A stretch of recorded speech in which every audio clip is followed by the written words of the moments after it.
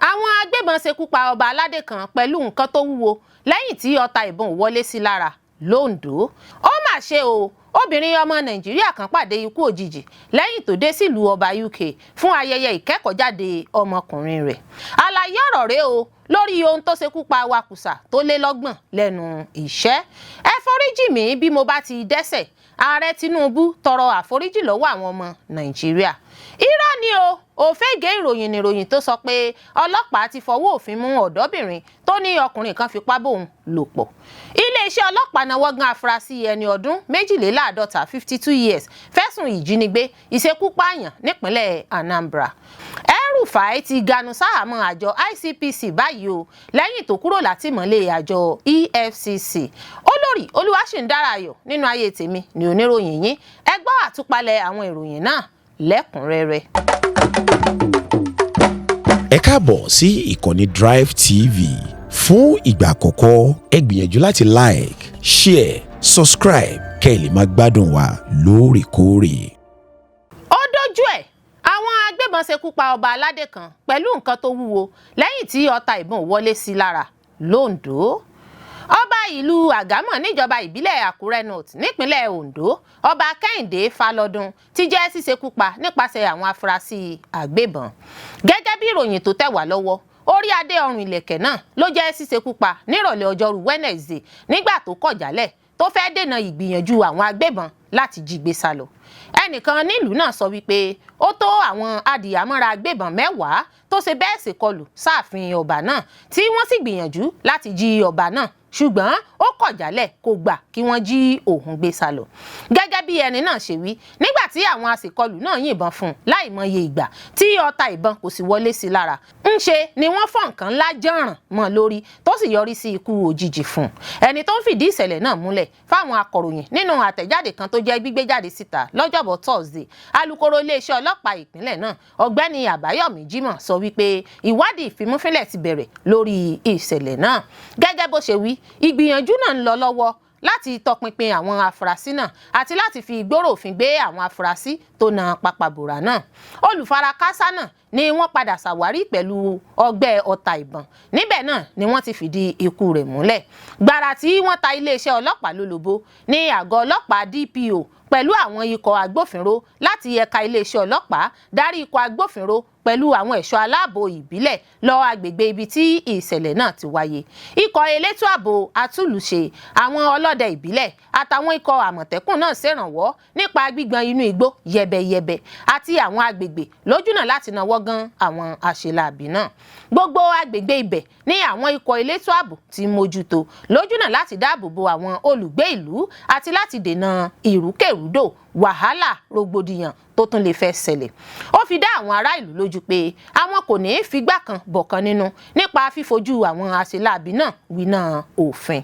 Ìṣẹ̀lẹ̀ náà ló wáyé lẹ́yìn ọ̀sẹ̀ díẹ̀ tí àwọn afurasí agbébọn ṣèkọlù sílùú Ayédè níjọba ìbílẹ̀ kan náà tí wọ́n sì jí obìnrin aláboyún abilékọ Mary Jésùláyọ̀ Omilọ, ẹni tí wọ́n padà tú sílẹ̀ lẹ́yìn tí wọ́n san owó ìtanràn fún àwọn ajínigbé agbébọn náà. Ó mà ṣe o, obìnrin ọmọ Nàìjíríà kan pàdé ikú òjijì lẹ́yìn tó dé sílùú ọba UK fún ayẹyẹ ìkẹ́kọ̀ọ́jáde ọmọkùnrin rẹ̀. Obìnrin ọmọ orílẹ̀-èdè Nàìjíríà Olúrántí Akínyẹmí ti dágbére fáyé nílùú ọba UK ní kòpẹ́kòpẹ́ tó dé sórílẹ̀-èdè náà fún ayẹyẹ ìkẹ́kọ̀ọ́jáde ọmọkùnrin rẹ̀. Gẹ́gẹ́ bí ohun tí a gbọ́, ìpolongo ìkówójọ tó jẹ́ gbígbé kalẹ̀ lórí Just Giving lójúnà láti tẹ̀lé 20,000 euros jọ láti gbé òkú rẹ̀ wá sórílẹ̀-èdè Nàìjíríà àti àwọn ìnáwó pẹ́pẹ̀pẹ́ míì. 2,087 euros ni wọ́n sì ti rí tẹ̀lẹ́jọ lọ́jọ́rú Wednesday látọ̀dọ̀ àwọn olùfifúnni 97. Nínú àtẹ̀jáde ìrawọ́ ẹ̀bẹ̀ náà tó jẹ́ gbígbé sójú òpó ayélujára, Adékúnlé Ògúnlànà sọ wípé owó tí àwọn ń tẹ̀lẹ́jọ yìí ni ó máa wà fún gbígbé òkú rẹ̀ wálé àti ìsìnkú rẹ̀. Wọ́n kọ sójú òpó ayélujára náà pé ẹ dákun ẹ bá wa gbé arábìnrin wa, ìyá wa, ọ̀rẹ́ wa àti olólùfẹ́ wa abilékọ Olúrántí Olúfúnmiláyọ̀ Esther Akínyẹmí. Gẹ́gẹ́ bí ohun tí wọ́n gbé sójú òpó náà, wọ́n ní Akínyẹmí ló rìnrìn àjò lọ sílùú ọba UK fún ayẹyẹ ìkẹ́kọ̀ọ́jáde ọmọkùnrin rẹ̀, ṣùgbọ́n tí ìdádúró ọkàn bá àgọ́ ìlera rẹ̀ fínra lẹ́yìn bíi 20 wákàtí ó dín díẹ̀ tó gúnlẹ̀ sí orílẹ̀-èdè náà. Àtẹ̀jáde náà kà báyìí pé olóògbé náà ní ìdádúró ọkàn lóru gànjọ́ ọjọ́ náà tó sì jẹ́ gbígbé dìgbàdìgbà lọ gba ilé ìwòsàn Luton and Dunstable Hospital lẹ́yìn bíi ọjọ́ mẹ́ta tó fi ń gba èémí àtọwọ́dá ni wọ́n kéde ikú rẹ̀. Mọ̀lẹ́bí ṣàpèjúwe ìṣẹ̀lẹ̀ náà gẹ́gẹ́ bí ohun tó bani lójijì tó sì bani lọ́kàn jẹ́. Wọ́n jẹ́ kó di mímọ̀ pé àwọn nílò owó pàjáwìrì lójúnà láti gbé òkú rẹ̀ padà sí orílẹ̀-èdè Nàìjíríà àti láti san owó àjẹ́lẹ̀ lọ́gbà ilé ìwòsàn àti fún ìnáwó pẹ́ẹ́pẹ́ẹ̀pẹ́ fétò ìsìnkú. Akínyẹmí tí í ṣe ìyá ọlọ́mọ 4 ló dé sílùú ọba UK lọ́jọ́ 11 oṣù kejì fún ayẹyẹ ìkẹ́kọ̀ọ́jáde ọmọkùnrin rẹ̀ lọ́jọ́ 18 oṣù kejì ọdún yìí. Ikú òjijì, ikú àìtọ́jọ́ kò ní ṣẹlẹ̀ sẹ́nì kọ̀ọ̀kan wa láṣẹ Elédùà. Àlàyé ọ̀rọ̀ rèé o lórí ohun tó ṣekú pa awakùsà tó lé 30 lẹ́nu iṣẹ́. Ó kéré tán awakùsà 23 33 ni a gbọ́ pé kẹ́míkà carbon monoxide ti pa níbi tí wọ́n ti ń wa nǹkan àlùmọ́ọ́nì lead àti zinc ní ìpínlẹ̀ Plateau. Àwọn oṣojú mi kòrò tó bá akọ̀ròyìn sọ̀rọ̀ sọ wípé ìṣẹ̀lẹ̀ ọ̀hún wáyé níbi ìyálẹ̀ta lẹ́yìn odi ìlú Wase nípínlẹ̀ Plateau. Gáàsì tó léwu fún àgọ́ ara ni a gbọ́ pé ó ti sodo sínú ilẹ̀, èyí tó jẹ́ káwọn awakùsà náà ṣubú sínú ilẹ̀ lásìkò tí wọ́n fẹ́ síwọ́ iṣẹ́ òòjọ́. Àwọn tó wọ iṣẹ́ láàárọ̀ ọjọ́ kejì ni wọ́n rí àwọn tó ti kú náà àtàwọn míì tó lé 20 tí ẹ̀mí kò tíì bọ́ lára wọn. Àwọn tó bẹ̀rẹ̀ iṣẹ́ ní àárọ̀ náà ló sì gbé àwọn tí kò tíì kú lọ sílé ìwòsàn fún ìtọ́jú.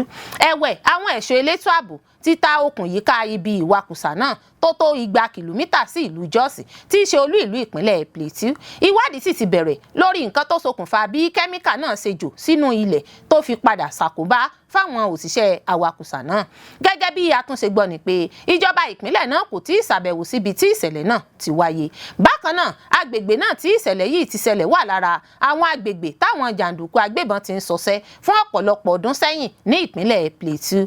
Sàfíyánù Haruna tó jẹ́ ọ̀kan lára àwọn tí ó rí òkú àwọn awakùsà náà sọ fún akọ̀ròyìn pé àwọn kan tí ilẹ̀ yalù mórí bọ wọ́n sì ti gbé wọn lọ sí ilé ìwòsàn fún ìtọ́jú. Gẹ́gẹ́ bí àwọn èèyàn tó bá akọ̀ròyìn sọ̀rọ̀ náà ṣe wí, wọ́n jẹ́ kó di mímọ̀ pé kẹ́míkà carbon monoxide ló ṣekú pa àwọn awakùsà tó kú náà. Haruna ṣàlàyé pé ní nǹkan bíi aago 6:30 ní ìṣẹ̀lẹ̀ náà ṣẹlẹ̀ níbi tí èèyàn 37 ti ṣòfò ẹ̀mí. Ó ní lẹ́yìn táwọn awakùsà náà kírun tán láàárọ̀ tí wọ́n padà síbi tí wọ́n ti ń ṣiṣẹ́ ní ìṣẹ̀lẹ̀ ọ̀hún wáyé. Ṣé ṣáájú ni ìjọba ìpínlẹ̀ Plateau sì sọ nínú àtẹ̀jáde kan tó fi síta pé èèyàn 23 33 ló pàdánù ẹ̀mí wọn nínú ìṣẹ̀lẹ̀ náà. Àmọ́ àwọn òṣìṣẹ́ awakùsà tó wà níbẹ̀ sọ pé ọ̀rọ̀ kò rí bẹ́ẹ̀ rárá, àwọn tó kú jù bẹ́ẹ̀ lọ. Haruna ní kẹ́míkà carbon monoxide tó ń jò ló pa wọ́n. Kò sì sẹ́ni tó lè dóòlà wọn nígbà náà torí àwọn tó ń bọ̀ wá gba iṣẹ́ kò tí ì dé. Ṣé ohun tá ò jẹ là ń wá kiri, kélédùà má jà pàdé ohun tí ó jẹ wá. Ó wá bani lọ́kàn jẹ́ pé èèyàn 37 37 tí wọ́n ń wá nǹkan tí wọ́n fẹ́ jẹ pàdé ikú òjijì. Àwọn awakùsà ọ̀hún tí ọjọ́ orí wọn kò ju 20 ọdún 20 years sí 40 ọdún 40 years lọ ni wọ́n sin òkú wọn ní ìlànà àṣà àwọn èèyàn agbègbè náà. Ìṣẹ̀lẹ̀ ikú àwọn awakùsà bíi irú èyí máa ń wọ́pọ̀ lóòrèkóòrè lórílẹ̀-èdè Nàìjíríà. Ní nǹkan bíi ọdún 2 sẹ́yìn làwọn awakùsà kan kú lẹ́yìn tí ilẹ̀ ya lù wọ́n mọ́lẹ̀ níbi tí wọ́n ti ń wakùsà nípínlẹ̀ Niger. K'Ọlọ́run dákun kó ṣàánú wa. Ẹ foríjì mi bí mo bá ti dẹ́ṣẹ̀. Ààrẹ Tinubu tọrọ àforíjì lọ́wọ́ àwọn ọmọ Nàìjíríà. Ààrẹ Bọ́lá Ahmed Tinubu lọ́jọ́rú Wednesday ti rawọ́ ẹ̀bẹ̀ sí àwọn ọmọ Nàìjíríà fún ìdáríjì. Ó ní kí àwọn aráàlú dákun dábọ̀ foríjì òun bí òun bá ti dẹ́ṣẹ̀ bí àwọn ẹlẹ́sìn mùsùlùmí jákèjádò orílẹ̀-èdè ṣe bẹ̀rẹ̀ ààwẹ̀ Ramadan. Ààrẹ ló pe ìpè yìí lọ́jọ́rú Wednesday lásìkò ìdánilẹ́kọ̀ọ́ Ramadan tafsir ní mọ́sálásí nílé ìjọba l'Àbújá níbi tí ó ti rọ àwọn ọmọ Nàìjíríà láti fààyè gba ìṣọ̀kan ìrẹ́pọ̀, àlàáfíà àti ìwà rere ìsọdọ̀tun lásìkò oṣù mímọ́ oṣù Ramadan. Ààrẹ ní abẹ̀rẹ̀ Ramadan pẹ̀lú gbogbo ìdánilẹ́kọ̀ọ́ tó mú bá gbogbo wa. Ó ní ṣùgbọ́n ohun tó ṣe kókó bẹ́ẹ̀ ni ṣíṣe dáradára sáwọn èèyàn, láti bára wa ṣe pẹ̀lú ìfẹ́ àti ìgbàgbọ́ àti láti dárí ẹ̀ṣẹ̀ jìnnì. Ó ní tí òun bá ti dẹ́ṣẹ̀ kí àwọn ọmọ Nàìjíríà foríjìn òun. Tinubu sọ wípé Ramadan yẹ kí ó fún àwọn ọmọ orílẹ̀-èdè Nàìjíríà ní ìtọ́ni láti fi àánú hàn, láti mú kí ìṣọ̀kan lágbára sí i, kí wọ́n sì máa ṣe àwọn iṣẹ́ rere tí yóò mú ìdàgbàsókè bá orílẹ̀-èdè lápapọ̀. Ó tún ké sí gbogbo àwọn ọmọ orílẹ̀-èdè Nàìjíríà láti gbàdúrà fún àlàáfíà, kí wọ́n sì ṣe àtìlẹ́yìn fún àwọn ìgbésẹ̀ ìgbìyànjú tí ń lọ lọ́wọ́ nípa gbígbógun ti ìgbésùnmọ̀mí, ìwà ọ̀daràn àti àwọn ìṣòro ìpèníjà ààbò mìíràn. Wàyí o, ìmáàmù àgbà ti mọ́sálásí ilé ìjọba Abdulwaheed Sulaiman dúpẹ́ lọ́wọ́ Allah fún fífún àwọn mùsùlùmí ní oore ọ̀fẹ́ láti rí oṣù Ramadan mìíràn. Ó gbóríyìn fún ìdarí Tinubu, ó sì gbàdúrà fún ọgbọ́n, ìlera pípé àti agbára fún ààrẹ àti àwọn ikọ̀ rẹ̀ nígbà tí ó ń wá àlàáfíà, ìdúróṣinṣin àti àṣeyọrí fún gbogbo àwọn ọmọ orílẹ̀-èdè Nàìjíríà. Irọ́ ni o, òfégè ìròyìn níròyìn tó sọ pé ọlọ́pàá ti fọwọ́ òfin mú ọ̀dọ́bìnrin tó ní ọkùnrin kan fipá bóun lò pọ̀.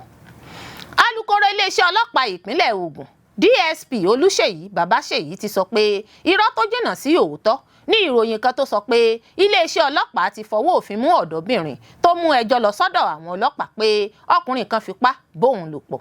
DSP Babáṣèyí ní iṣẹ́ ìwádìí sì ń lọ lórí ọ̀rọ̀ tí ọ̀dọ́bìnrin náà sọ pé ọkùnrin kan fipá bá òun lò pọ̀.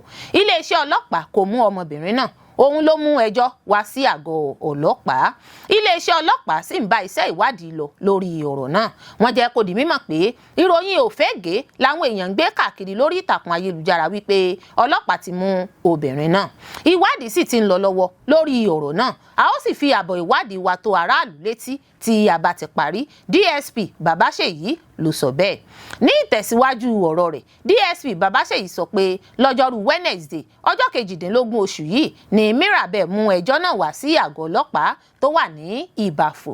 Ó ní níbẹ̀ ló ti sọ fáwọn ọlọ́pàá wípé lágbègbè Ògìjò ní ìṣẹ̀lẹ̀ náà ti wáyé. Alukoro iléeṣẹ́ ọlọ́pàá ṣàlàyé pé wọ́n kọ́kọ́ gbé ọmọbìnrin náà lọ sí ilé ìwòsàn fún oríṣiríṣi àyẹ̀wò fínífíní kí wọ́n tó dá a padà sí àgọ́ ọlọ́pàá tó wà ní Ògìjò níbi tí ìṣẹ̀lẹ̀ ọ̀hún ti wáyé. Agbẹnusọ ọlọ́pàá ní ọ̀dọ́bìnrin náà kò lè rìn dáadáa nígbà tó kọ́kọ́ dé àgọ́ ọlọ́pàá Ògìjò kí wọ́n tó tún sọ pé kó lọ sí àwọn àyẹ̀wò míì sí. DSP Babáṣèyí ní kò sí ìgbà kankan tí iléeṣẹ́ ọlọ́pàá fọwọ́ òfin mú ọmọbìnrin náà. Ó wá rọ aráàlú wípé kí wọ́n máa ṣe ìwádìí ìròyìn tí wọ́n bá fẹ́ gbé jáde kí wọ́n tó máa gbé irú ìròyìn bẹ́ẹ̀ sórí ayélujára. Pẹ̀lú omijé lójú àti ìbẹ̀rù ọkàn ni arábìnrin náà tó pe orúkọ rẹ̀ ní Mirabel fi ṣàlàyé ohun tí ojú rẹ̀ rí nígbà tí ọkùnrin àjèjì kan wá ká mọ́lé tó sì fi ipá bá a lò pọ̀. Nínú fọ́nrán fídíò kan tí Mirabel gbé sórí ayélujára TikTok, ó ṣàlàyé pẹ̀lú omijé tó sì ní ìṣẹ̀lẹ̀ ọ̀hún wáyé ní ọjọ́ 15 oṣù kejì ọdún 2025. Ó tẹ̀síwájú pé ìṣẹ̀lẹ̀ ọ̀hún ti fa ọ̀pọ̀ àìsàn sí àgọ́ ara òun tí òun sì nílò láti mu ọtí tàbí lo oògùn kóun tó lè rí oorun sùn. Mirabel ní òwúrọ̀ ọjọ́ tí ìṣẹ̀lẹ̀ náà wáyé kókókó ní ẹnu ọ̀nà òun ló jí òun tí òun sì rò pé àwọn tí àwọn jọ ń gbélé papọ̀ ni.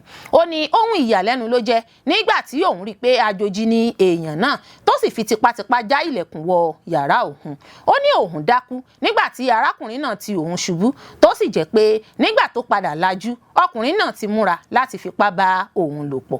Ó ní lẹ́yìn ìṣẹ̀lẹ̀ náà ní ẹ̀jẹ̀ bẹ̀rẹ̀ sí ní ya síta ní ara òun tí òun sì kọ́kọ́ rò pé nǹkan oṣù òun ló dé.